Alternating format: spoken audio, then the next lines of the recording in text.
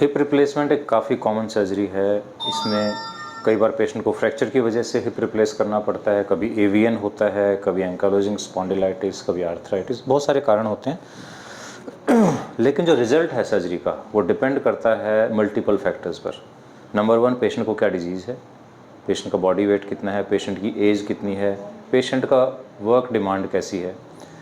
अगर हम सर्जन की तरफ से देखें तो सर्जन की तरफ से किस टेक्निक से हम ऑपरेशन कर रहे हैं और किस तरह का इम्प्लांट इस्तेमाल कर रहे हैं, वो डिसाइड करता है कि हिप रिप्लेसमेंट का रिज़ल्ट कैसा होगा।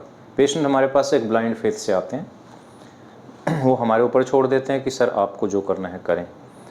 तो इम्प्लांट हमने चूज़ करना है, किस टेक्निक से हम काम कर रहे हैं वो हमें चूज़ करना है। पेशेंट को उसके बारे में कोई ख़ास पता नहीं होता है। तो कई बार जब ये चॉइस ठीक नहीं होती है तो पेशेंट सफ़र करते हैं, उनको तकलीफ़ होती है। तो ऐसे ही पेशेंट हमारे पास है, राजेंद्र हैं, जो राजस्थान से हमारे पास आए हैं। कहाँ रहते, प्रतापगढ़ रहते हैं ना? जी सर। हाँ, राजस्थान में प्रतापगढ़ रहते हैं। इनका अब से कोई 10 महीने पहले हिप रिप्लेसमेंट हुआ था एवीएन के लिए। तो ये इनका पहला एक्सरे हम देख रहे हैं। इनको एवीएन दोनों तरफ है, लेकिन इनको लेफ़्ट साइड में ज़्यादा तकलीफ़ थी।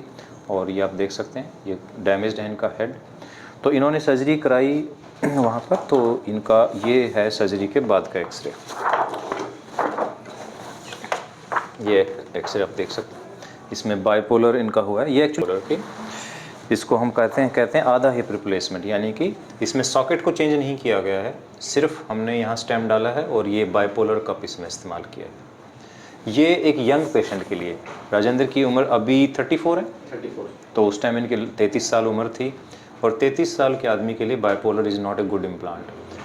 तो अब इसमें ये स्टेटस है। इसमें अगर आप एट प्रेजेंट देखें इस एक्सरे में, तो आप देखेंगे कि बाइपोलर कप और एसिटाबुलम के बीच में स्पेस दिखाई दे रहा है। कॉर्टेक्स बहुत थिक है, बहुत अच्छी है इनकी बोन क्वालिटी। अगर फर्स्ट एक्सरे में भी आप देखें तो बहुत मोटी बोन है इनकी, बहुत स्ट्रॉन्ग बोन है, क्योंकि काफ़ी एक्टिव रहे हैं इधर भी और इधर भी। बहुत अच्छी क्वालिटी है बोन की। लेकिन अगर हम 10 महीने बाद का एक्सरे देखते हैं तो आपको कुछ चीज़ें नज़र आएंगी। पहली चीज़, अगर आप बोन क्वालिटी देखें तो इधर बिल्कुल थिक वाइट बोन है, पर यहाँ पर बोन अब आप देखिए बिल्कुल हेजी हो गई है, क्योंकि इसमें कैल्शियम कम हो गया है। पेशेंट को दर्द है, पहले दिन से पेन है, पेशेंट चल नहीं रहा है, तो धीरे धीरे बोन में से कैल्शियम लूज़ हो रहा है, एक चीज़। दूसरा, पहले बाइपोलर कप और एसिटाबुलम के बीच में स्पेस था पहले, अगर आप यहाँ देखें दोबारा से, there is space between the implant and the bone. ये स्पेस आप देख रहे हैं, क्योंकि यहाँ कार्टिलेज बाकी था। बट जब एक मेटल एक बोन के ऊपर, कार्टिलेज के ऊपर बार बार मूव करेगी, तो वो धीरे धीरे ख़त्म हो जाता है, और जो हमारा इम्प्लांट है ये बोन के अंदर माइग्रेट करना शुरू कर देता है। तो आप देखेंगे यहाँ पर जॉइंट स्पेस है, लेकिन यहाँ जॉइंट स्पेस ख़त्म हो गया है। दैट मीन्स कार्टिलेज भी चला गया है, बोन भी ख़त्म हो गई है, और अब इम्प्लांट डायरेक्ट बोन से टच कर रहा है। और जब एक मूविंग पार्ट बोन से डायरेक्ट टच करता है तो उसमें बहुत पेन होता है। और इसी हालत के साथ हमारे पास आए थे राजेंद्र, तो हमने इनकी सर्जरी की है। ये इनका जस्ट ऑपरेशन से पहले का एक्सरे था, और ये है ऑपरेशन के बाद का एक्सरे। तो इसमें हमने इनका एक नॉन सीमेंटेड कप लगाया है, क्योंकि बोन सॉफ्ट थी, 10 महीने से चल नहीं रहे थे, तो हमें स्क्रू डालने पड़े। और एक चीज़ और, यहाँ अगर आप स्टेम देखें तो स्टेम और कॉर्टेक्स के बीच में स्पेस है।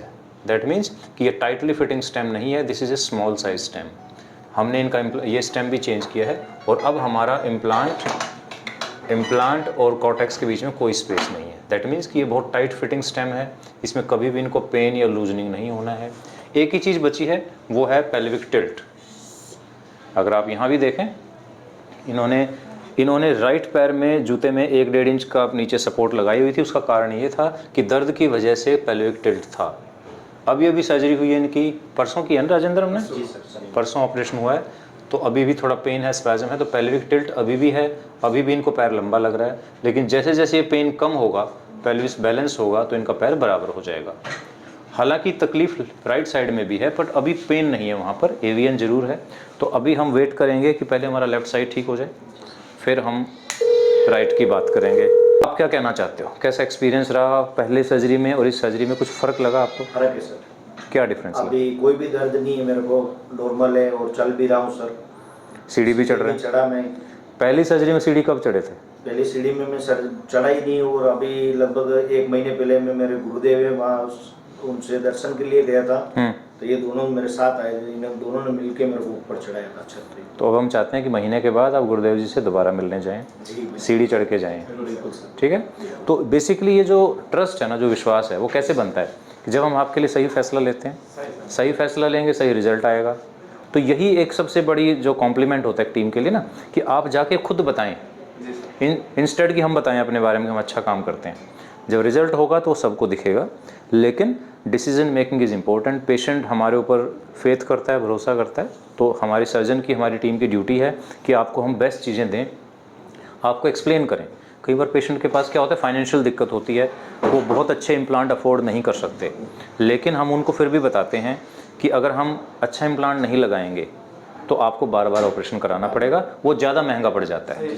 तो इसलिए एक ही बार में आप अच्छा काम करें, अच्छा इम्प्लांट इस्तेमाल करें और अच्छी टेक्निक के साथ करें। जैसे इनका MIS टेक्निक से हुआ है, तो कुछ ही दिनों के बाद राजेंद्र चौकड़ी लगा सकते हैं, ज़मीन पे बैठ सकते हैं। थैंक यू जी, धन्यवाद।